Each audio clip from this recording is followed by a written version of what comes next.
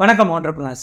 இந்த 2024வது வருடத்தில் நம்ம பிஸ்னஸ் ஆரம்பிக்கிறோம் அப்படின்னா நம்மளால் வெற்றி பெற முடியுமா? அதுக்கான சாத்தியக்கூறுகள் என்னெல்லாம் இருக்குது? பொதுவாக இந்த பிஸ்னஸ் ஆரம்பிக்கணும் அப்படின்னு நினைக்கிறவங்க ரெண்டு வகையில் இருக்காங்க. ஒன்று ரொம்ப நாளாக பிஸ்னஸ் பண்ணணும் அப்படின்னு நினச்சிட்டு இருப்பாங்க. ஆனால் சரியான தருணம் எது அப்படின்னு அதுக்காக வெயிட் பண்ணிட்டு இருப்பாங்க. இன்னொரு செக்டார் பார்த்தீங்கன்னா 2020லேருந்து 2022 வரைக்கும் நடந்த கோவிட் பீரியடில் எக்ஸிஸ்டிங் பிஸ்னஸ் ஓனர்ஸ் தங்களுடைய பிஸ்னஸை சரிவர ஆப்ரேட் பண்ண முடியாமல், இல்லை லாஸ் ஆனதுனால, இல்லை தங்களுடைய எம்ப்ளாயீஸ்க்கோ இல்லை ரெண்ட்டுக்கோ பணம் செலுத்த முடியாமல் தங்களோட பிஸ்னஸை க்ளோஸ் பண்ணியிருப்பாங்க. ஸோ இந்த மாதிரியான ரெண்டு செக்டாருமே எப்போ நம்ம அடுத்து திரும்பவும் பிஸ்னஸ் ஆரம்பிக்கலாம் அப்படின்னு யோசிச்சுட்டு இருப்பாங்க. ஸோ இந்த 2024வது வருடம் நீங்கள் பிஸ்னஸ் ஆரம்பிக்கிறதுக்கான சாத்தியங்கள் என்னென்னலாம் இருக்குது, அதாவது பெஸ்ட் பாசிபிலிட்டிஸ் என்ன, பிஸ்னஸ் ஆரம்பித்தோம்னா ப்ராஃபிட் வரத்துக்கு, அதே மாதிரி பிஸ்னஸ் சக்ஸஸ் ஆகிறதுக்கான என்னென்னலாம் சான்சஸ் இருக்குது அப்படின்றத பற்றி தான் இந்த வீடியோவில் டீட்டெயிலாக பார்க்க போகிறோம். அது மட்டும் இல்லாமல் நீங்கள் பிஸ்னஸ் ஆரம்பிக்க போகிறீங்க, இல்லை பிஸ்னஸ் பண்ணிகிட்டு இருக்கீங்க, அதை இன்னும் அடுத்தடுத்த நிலைக்கு எடுத்துகிட்டு போகணும் அப்படின்னா இதுக்காக ஒரு கம்யூனிட்டி பில்ட் பண்ணிகிட்ருக்கோம். அதில் நிறைய ஃப்ரீ செமினார்ஸ் கொடுத்துட்ருக்கோம். நீங்கள் இந்த செமினாரில் பார்ட்டிசிபேட் பண்ணணும்னு நினைக்கிறீங்கன்னா டிஸ்கிரிப்ஷனில் அதுக்கான லிங்க் கொடுத்துருக்கோம். அந்த லிங்கை கிளிக் பண்ணி நீங்களும் அந்த ட்ரைனிங்க்கு ரெஜிஸ்டர் பண்ணிக்கலாம்.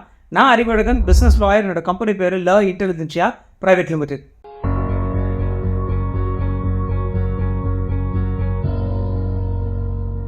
நீங்கள் 2024ல் பிஸ்னஸ் ஆரம்பிக்கிறீங்க அப்படின்னா அந்த பிஸ்னஸ் வெற்றி அடைகிறதுக்கான முதலாவது பாசிபிலிட்டி என்ன இருக்குது அப்படின்னு பார்த்தீங்கன்னா தொழில்நுட்ப புரட்சி. அதாவது முன்னாடிலாம் பார்த்தீங்கன்னா இண்டஸ்ட்ரியல் எரா அப்படின்னு சொல்லுவாங்க. அதாவது நிறைய தொழிற்சாலைகள் அதிகமாகிட்டே வந்துச்சு, அதன் மூலிமா உற்பத்தி பெருகுச்சு, அதன் மூலிமா நிறைய பிஸ்னஸ் ஆப்பர்ச்சுனிட்டிஸ் இருந்துச்சு. அதுக்கடுத்தது ரெண்டாவது அப்படின்னு பார்த்தீங்கன்னா நாலேஜ் எரா. நாலேஜ் எரா அப்படின்றது என்னென்னா இன்டெலெக்சுவல் அசட்ஸ்க்கு நிறைய வேல்யூஸ் இருந்துச்சு. ஸோ அதனால் புது புது பிராண்ட் டெவலப் ஆக ஆரம்பிச்சது. அதன் மூலிமா ஒரு பெரிய மார்க்கெட் ஓப்பன் ஆச்சு. இப்போ இருக்கிறது என்ன அப்படின்னு பார்த்தீங்கன்னா ஆர்டிஃபிஷியல் இன்டெலிஜென்ஸ் எரா, செயற்கை நுண்ணறிவு அப்படின்னு சொல்லுவாங்க. அதுவும் இந்த 2023ல் இந்த செயற்கை நுண்ணறிவு அப்படின்றது மிகப்பெரிய ஒரு ரெவல்யூஷனே கிரியேட் பண்ணியிருக்கு. ஸோ இதுக்கப்புறமா இந்த ஃபீல்டை பேஸ் பண்ணி திரும்பவும் நிறைய பிஸ்னஸ் ஆப்பர்ச்சுனிட்டி வரும். ஸோ உங்களோட பிஸ்னஸ், அது ஒரு எக்ஸிஸ்டிங் பிஸ்னஸாக இருக்கட்டும், இல்லை நீங்கள் புதுசாக ஆரம்பிக்கக்கூடிய பிஸ்னஸாக இருக்கட்டும், அது இந்த ஏஐ சம்மந்தப்பட்ட பிஸ்னஸாக இருக்குது, இல்லை உங்களோட பிஸ்னஸை இந்த ஏஐயோடு நீங்கள் ரிலேட் பண்ணுறீங்க அப்படின்னா கட்டாயம் வெற்றி பெறுவதற்கான வாய்ப்புகள் அதிகம் இருக்குது. ஸோ முதல் காரணம் டெக்னாலஜிக்கல் டெவலப்மெண்ட். அடுத்து ரெண்டாவது காரணம் அப்படின்னு நம்ம பார்க்க போகிறது கல்ச்சுரல் சேஞ்ச். கல்ச்சுரல் சேஞ்ச் அப்படின்றது நான் எதை சொல்கிறேன் அப்படின்னா ரெண்டு விஷயங்க.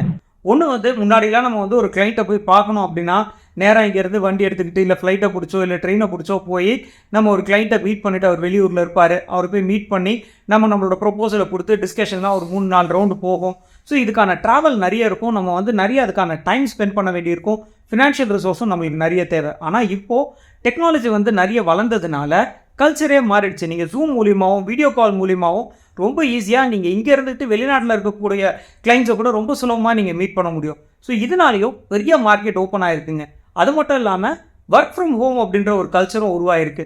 முன்னாடியெல்லாம் நம்ம ஆஃபீஸ் நடத்துகிறோம் அப்படின்னா கட்டாயம் ஒரு 10 பேர் 20 பேர் ஃபுல் டைம் ஆஃபீஸ்க்கு வரணும். ஸோ அவங்களுக்கான சம்பளம், அது மட்டும் இல்லாமல் இடத்துக்கான வாடகை, இபி, டெலிஃபோன் பில், இந்த மாதிரி நிறைய செலவுகள் இருக்கும். பட் இப்போது இந்த ஒர்க் ஃப்ரம் ஹோம் அப்படின்ற கல்ச்சர் வந்ததுக்கு அப்புறமா நம்ம கொஞ்சம் செலவு கொஞ்சம் நம்ம கம்மியாக, அந்த ரெண்ட்டு நிறைய நம்ம பே பண்ண தேவையில்லை, எலக்ட்ரிசிட்டி பில்லு, ஸோ அந்த மாதிரியான எக்ஸ்பென்சஸ் நம்மளுக்கு குறையும். அது மட்டும் இல்லாமல் இந்த ரெக்ரூட்மெண்ட் ப்ராசஸும் ரொம்ப சுலபமாகவே நடக்கும். ஸோ ரெண்டாவது முக்கியமான காரணம் அப்படின்றது கல்ச்சுரல் சேஞ்ச். நம்ம மூணாவது காரணம் என்ன அப்படின்றத பார்க்குறதுக்கு முன்னாடி நம்ம சேனலில் நிறைய பிஸ்னஸ் பற்றின இன்ஃபர்மேஷன்ஸ் கொடுத்துட்டு இருக்கோம். ஸோ நீங்கள் இன்னும் சேனலை சப்ஸ்கிரைப் பண்ணல அப்படின்னா சப்ஸ்கிரைப் பண்ணிடுங்க. மூணாவது காரணம் என்ன அப்படின்னு பார்த்துடலாங்க. லோக்கலைசேஷன். லோக்கலைசேஷன் அப்படின்றது என்னன்னா, முன்னாடி குளோபலைசேஷன் அப்படின்றது, இப்போது லோக்கலைசேஷன் அப்படின்றது பெரு நிறுவனங்கள் லோக்கல் பிஸ்னஸ்ல நிறைய ஃபோக்கஸ் பண்ண ஆரம்பிச்சிருக்காங்க. குறிப்பாக பார்த்தீங்கன்னா உங்களோட ஊரில் என்ன ரொம்ப ஃபேமஸான பொருட்களோ அதை அவங்களோட பிஸ்னஸ்க்கு சம்மந்தப்படுத்தி விற்றுக்கிட்டு இருக்காங்க. உதாரணத்துக்கு பார்த்தீங்கன்னா டிமார்ட் நம்ம எடுத்துக்கலாம். டிமார்ட் அப்படின்றதுடைய கான்செப்டே என்னென்னா லோக்கலாக கிடைக்கக்கூடிய பொருட்களை அவங்களுடைய மார்ட்டில் விற்கிறது தான். எந்த ஊரில் எது ஃபேமஸோ அந்த ஊரில் இருக்கக்கூடிய டிமார்ட்டில் அந்த பொருட்கள் நீங்கள் கட்டாயம் வாங்க முடியும். ஸோ உங்களோட பிஸ்னஸ் அப்படின்றது உங்களுடைய ஊர் சார்ந்த பொருட்களை நீங்கள் விற்றுட்டு இருக்கிறீங்க, இல்லை உங்களுடைய ஜியோகிராஃபி சார்ந்த பொருட்களை நீங்கள் டீல் பண்ணிட்டு இருக்கீங்க அப்படின்னா கட்டாயம் உங்களுக்கான பிஸ்னஸ் ஆப்பர்ச்சுனிட்டி பெருசாகவே இருக்குது 2024வது வருடத்தில். அடுத்து நாலாவது காரணம் என்ன அப்படின்னு பார்த்தீங்கன்னா மக்கள் மனநிலையில் ஏற்பட்டிருக்கக்கூடிய மாற்றம். நம்ம பொதுவாக வந்து பொருட்கள் நிறைய வந்து கன்சியூம் பண்ண ஆரம்பிக்கும் பொழுது நம்மளுடைய என்விரான்மெண்ட் அப்படின்றது பாதிக்கப்படுதுங்க. நிறைய பிளாஸ்டிக் பொருட்களாக இருக்கட்டும், இன்னும் நிறைய பயன்படுத்தக்கூடிய அத்தனை பொருட்களுமே இந்த என்விரான்மெண்ட்டை பாதிச்சிட்டு இருக்கு. ஸோ இந்த விழிப்புணர்வு கொஞ்சம் கொஞ்சமாக மக்கள் மனநிலையில் மட்டும் இல்லை, நிறுவனங்களுமே இதை சார்ந்த பொருட்களை உற்பத்தி பண்ண ஆரம்பிச்சிருக்காங்க. குறிப்பாக வந்து பார்த்தீங்கன்னா ஈகோ ஃப்ரெண்ட்லி ப்ராடக்ட்ஸ் நிறைய வந்துட்டு இருக்கு. பெரிய ப்ராடக்ட்ஸ் அப்படின்னு பார்த்தீங்கன்னா கார்லேருந்து ஆரம்பிச்சு இப்போலாம் இவி வெஹிக்கிள், ஏன்னா நிறைய வந்து எமிஷன் வரக்கூடாது அப்படின்றதுக்காக இவி வெஹிக்கிள்ஸ் வருது. ரொம்ப சின்ன லெவலில் வந்து பார்த்தீங்கன்னா பிளாஸ்டிக் பிளேட்ஸ் அவாய்ட் பண்ணி அந்த பாக்கு மட்டை பிளேட்ஸ் இதெல்லாம் வந்து உற்பத்தி பண்ணிட்டு இருக்காங்க. ஸோ ஈகோ ஃப்ரெண்ட்லியாக போகணும் அப்படின்னு மக்கள் மனநிலையிலேயே பெரிய மாற்றம் வந்திருக்கு. ஸோ இதையும் பயன்படுத்தி நீங்கள் அந்த மார்க்கெட் ஆப்பர்ச்சுனிட்டியை உங்களுடைய வெற்றிக்காக நீங்கள் யூஸ் பண்ணிக்கலாம். அடுத்து 5வது காரணம் அப்படின்னு பார்த்தீங்கன்னா கொலாபரேஷன் மைண்ட் செட். கொலாபரேஷன் இல்லைனா ஷேரிங் மைண்ட் செட் அப்படின்றது என்னென்னா, அது ஒரு நாலேஜ் ஷேரிங்காக இருக்கலாம், இல்லை ரிசோர்ஸ் ஷேரிங்காக இருக்கலாம். ஸோ இந்த மாதிரி பல இடங்களில் கொலாபரேஷன் அப்படின்றது ஒர்க் அவுட் ஆகிட்டு இருக்குங்க. பெரிய பெரிய நிறுவனங்களாக இருக்கட்டும், இல்லை சின்ன நிறுவனங்களாக இருக்கட்டும், தங்கக்கிட்ட இருக்கக்கூடிய டெக்னாலஜியை மற்றவங்களுக்கு லைசன்ஸ் பண்ணுறது, தங்கக்கிட்ட இருக்கக்கூடிய நாலேஜை மற்ற கம்பெனிஸ் கூட ஷேர் பண்ணி அதன் மூலிமா ராயல்ட்டி மூலிமா பணம் சம்பாதிக்கிறது, இந்த மாதிரியான விஷயங்கள் இப்போ நிறைய வளர்ந்துட்டு இருக்கு.